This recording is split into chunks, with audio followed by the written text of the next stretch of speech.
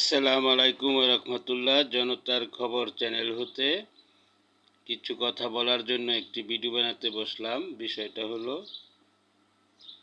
বিএনপির রাজনীতি নিয়ে। বিশেষ করে আজ কথা বলবো নরসিংদী জেলাকে নিয়ে।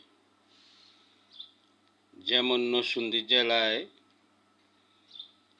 5টি সংসদীয় আসন, 5টি আসন নরসিংদী জেলার মানুষ বিএনপিকে বিপুল ভোটে জয়যুক্ত করে উপহার দিয়েছে।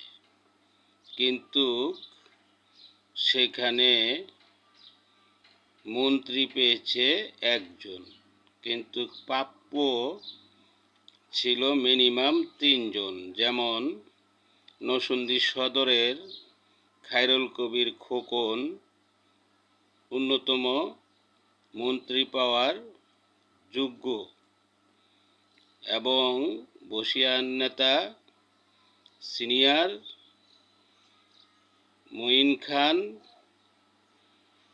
প্রাপ্য।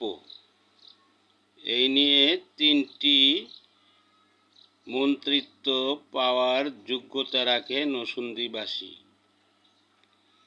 কিন্তু নরসিংদীবাসীকে হতাশ করেছে বিএনপি সরকার। যেসব এলাকায়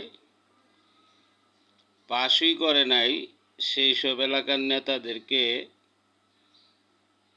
টেকনিক্যালভাবে মন্ত্রী বানিয়ে 3-4টি মন্ত্রণালয়ের দায়িত্ব দিয়ে দিয়েছে, কিন্তু নরসিংদীকে অবহেলিত করেছে।